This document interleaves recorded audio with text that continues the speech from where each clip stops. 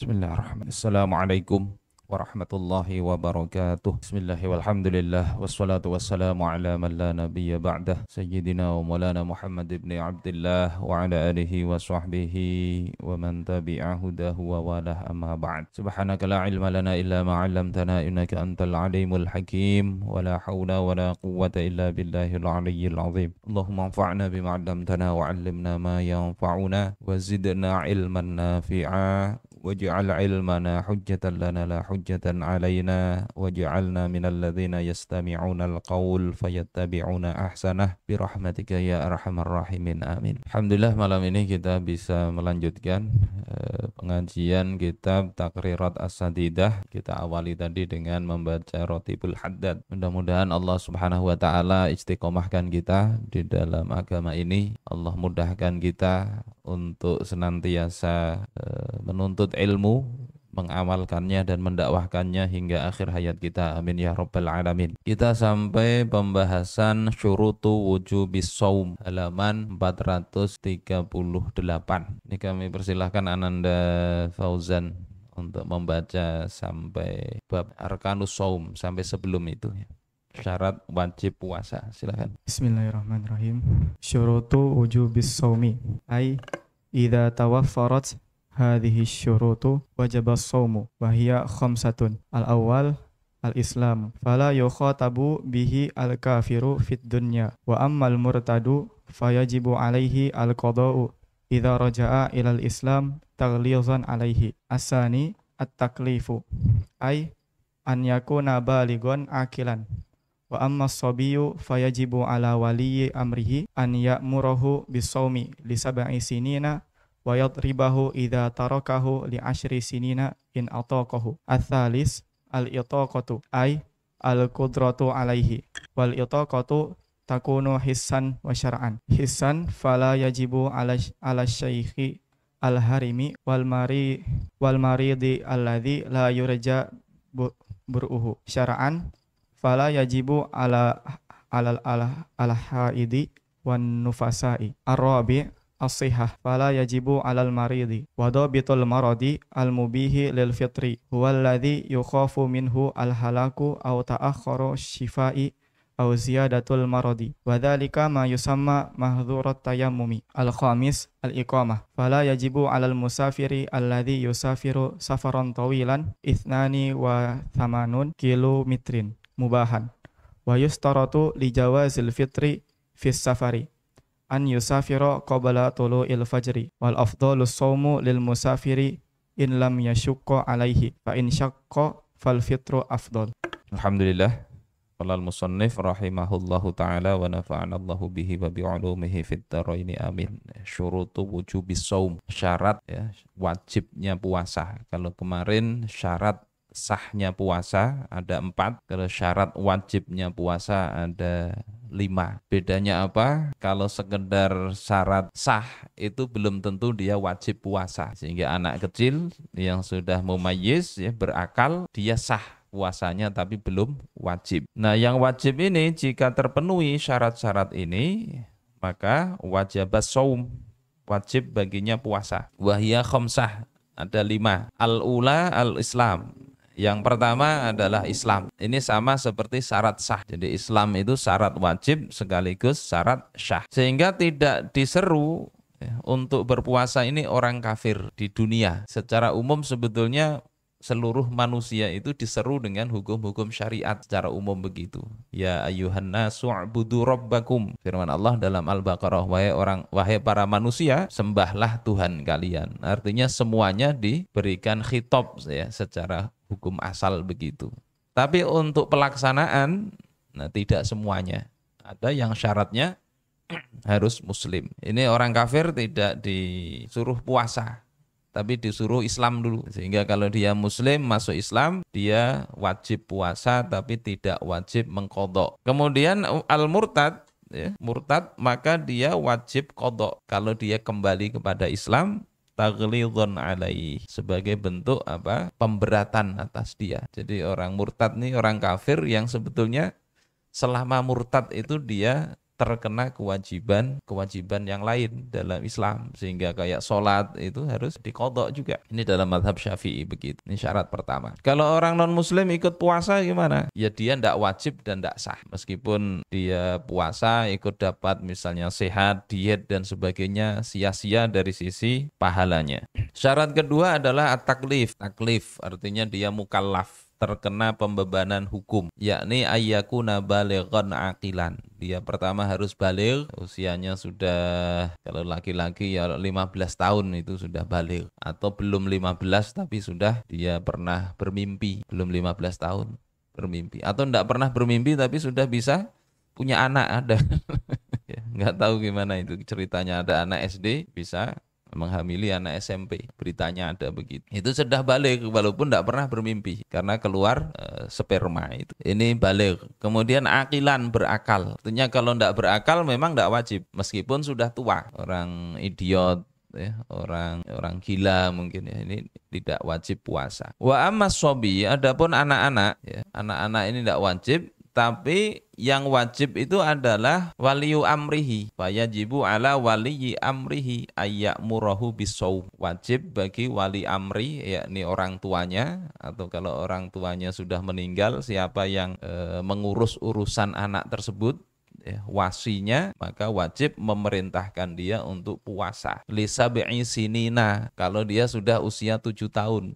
Ini disamakan dengan sholat. Kalau tidak disuruh berarti yang berdosa siapa? Ya orang tua atau walinya. Karena tidak mendidik anak. Bisa dibayangkan, kemarin baca berita ada salah satu pengasuh pesantren di Facebook. Orang tua sampai nangis-nangis ingin memasukkan anaknya ke pesantren. Sudah lulus SMA. Padahal tidak ada itu jenjang kuliahnya, tidak ada. Kenapa tidak mau sholat? Tidak bisa sholat, tidak bisa baca Al-Quran. Mabuk bisa. Ini orang tua ini yang semestinya mulai usia 7 tahun itu dididik. Suruh muru auladakum bis sholah wahum abna'u sab'i sinin. Perintahkan anak kalian sholat saat mereka itu usia 7 tahun. Termasuk di sini puasa dan kewajiban agama yang lain. 7 tahun biasakan. Wa yatribahu idza tarakahu li asyri sinina in atokohu, dan harus dipukul jika sudah usia 10 tahun dan dia sanggup puasa tapi tidak mau puasa. Sehingga ini sama seperti sholat ya. Watribuhum 'alaiha wa hum abna'u asyrin, dalam hadis begitu. Pukul itu anak kalau tidak mau sholat saat usia sudah 10 tahun. Dan ini sudah lulus SMA tidak sholat coba. Kalau dalam Islam hukumannya berat, tapi bukan orang tua yang menghukum negara. Puasa sama. Tidak mau juga ya, anak tidak mau juga, jangan dimasakakan. Jangan dimasakakan. Oh, nanti bisa pesan GoFood, ya. Jangan kasih HP atau jangan kasih itu, sehingga harusnya kuat. Kalau kuat, kalau tidak kuat ya memang jangan dipaksa. Ini penting ya bagi para orang tua, Kalau sudah kasep, apa istilahnya, kasep, terlanjur tua, berat itu, pusing orang tua didik anak itu. Apalagi terlanjur sudah sampai akhirat, tidak bisa lagi tuntut orang tuanya gara-gara anaknya tidak sholat, tidak puasa. Coba bayangkan itu. Kemudian yang ketiga al-itoqoh, ay al-qudroh alaihi. Ini syarat wajibnya, yakni mampu berpuasa, sanggup. Wah, saya tidak sanggup Ustaz. Ya, sudah pemuda tidak sanggup puasa, kan syaratnya mampu, sementara saya tidak mampu. Nah, tidak bisa dihitung begitu. Kemampuan di sini ada dua yang dimaksudnya di sini. Yang pertama hissan, yakni sesuatu yang kelihatan, terindra. Ya, fala yajibu ala syaikhil harimi al maridi wal maridil ladzi la yurja baruhu. Tidak wajib puasa atas orang tua renta. Jadi kalau yang dimaksud mampu di sini ya, yang bukan orang tua renta. Makanya di dalam Al-Quran dikatakan wa 'alal ladzina yutiqunahu fidyatun ta'amu miskin. Dan bagi orang yang tidak sanggup untuk berpuasa, maka dia harus membayar fidyah, beri makan 1 hari 1 orang miskin. Di mazhab Syafi'i itu 1 mud sehari. 1 mud itu sekitar ya 7 on ya. Mungkin kalau 1 liter sudah cukup sehari. Ini bagi orang tua renta yang tidak sanggup puasa. Jadi kalau sudah tua masih sanggup puasa, ya bersyukur, puasalah. Kita pernah ketemu Guru Ahmad di Tabu Darat ya, pesantren Al-Hikmah. Usia 102 tahun waktu kita datang itu. Tapi beliau masih puasa, sering puasa. Hafalannya masih kuat hafalan. Usia segitu. Kita nggak sampai separuhnya usia, nggak sampai separuh. Ini yang pertama, orang tua renta. Jadi kalau pian punya orang tua sudah sepuh benar tidak kuat puasa ya tidak usah dipaksa, ya, bayari fidyahnya aja. Kemudian yang kedua wal marid alladzi la yurja baruhu, orang sakit yang ya tidak ada harapan sembuh. Tidak ada harapan sembuh itu secara medis memang tidak bisa sembuh. Kalau harapan kepada Allah pasti bisa sembuh. Kisahnya Imam Al-Bukhari itu waktu kecil itu kan ini kehilangan penglihatan, tidak bisa lihat. Imam Al-Bukhari diceritakan di kitab Siyaru A'lamin Nubala. Jadi tidak bisa lihat. Kalau secara medis tidak tahu waktu itu ya.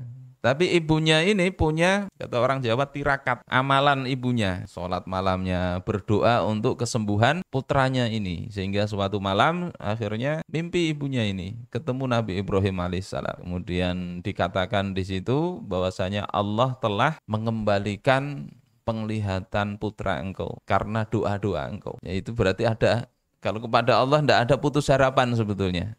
Ada aja harapan. Tapi di sini yang tidak diharapkan sembuh ini dari sisi medis, Kemudian ini yang pertama tadi ya, bahwasanya kemampuan yang dimaksud di sini ya tidak mampu itu kalau dari sisi umur dan sakit. Kemudian yang kedua, kemampuan di sini secara syar'i yang tidak mampu di sini adalah orang haid dan orang nifas. Meskipun dia sanggup puasa, dia tidak boleh puasa.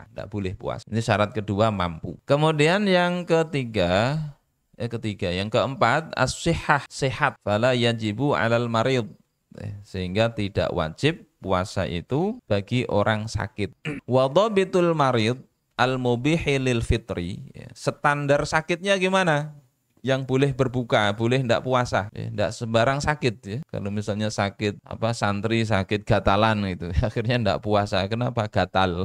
Ada yang gatalan enggak ini? Mudah-mudahan tidak ada lagi ya. Atau panuan atau jerawat itu bukan alasan untuk tidak puasa. Nah ini ada standarnya. Huwa alladzi yukhafu minhul halak, yakni penyakit yang dikhawatirkan akan membawa kebinasaan. Au ta'akhur asy-syifa, atau lambat sembuh. Au ziyadatul marad, atau bertambah sakit. Nah, ini yang disebut dengan istilah mahdzurut tayammum. Mahdzurut tayammum itu yakni sakit yang kalau itu dilakukan kira-kira bakalan celaka ini, mati atau lumpuh atau apa, atau lambat sembuh atau tambah sakit, maka boleh tayamum. Boleh pula dalam kondisi ini tidak puasa, ya, boleh tidak puasa. Nah di situ ada catatan kaki. Kalau sakitnya siang gimana? Sakit malam itu sebelum subuh sehat, tapi ini kira-kira siang itu biasanya sakit. Maka di sini dikatakan wala yajibu alaihi tabyitun niyah in wajadal marad ya qoblal fajr. Tidak wajib dia berniat puasa kalau sakitnya itu dia dapati sebelum fajar. Jadi sakit itu sudah sebelum subuh, maka ya sudah tidak usah puasa. Fa illam yujad wajaba alaihi tabyid wassaum. Kalau tidak ada ciri-ciri sakit itu sebelum subuh, tidak ada sakit, maka wajib dia puasa, wajib niat puasa dan berpuasa. Tsumma in ada ilaihil marad aftara. Nah, kalau ternyata penyakitnya datang lagi siangnya, maka dia bisa berbuka. Jadi seperti itu. Kalau sakit mah biasanya ya kan. Tapi malam ini kada apa-apa, maka wajib dia itu niat puasa besok. Nah besok kalau kira-kira pacangan kambuh mahnya, sudah sarapan aja berbuka. Sama seperti pekerja berat ya, pekerja berat misalnya dia biasa kuli bangunan ya, atau apalah kerja berat yang tidak kuat puasa, maka dia harus niat puasa malamnya itu, niat puasa. Besok lihat ya, kalau kira-kira memang nggak kuat ya sudah dia berbuka dengan niat mengambil ya, keringanan, nanti dibayar di kesempatan yang lain. Ini ukuran standar sakitnya gitu. Kemudian yang kelima al-iqamah, dia mukim. Fala yajibu 'alal musafiri alladzi yusafiru safaron tawilan.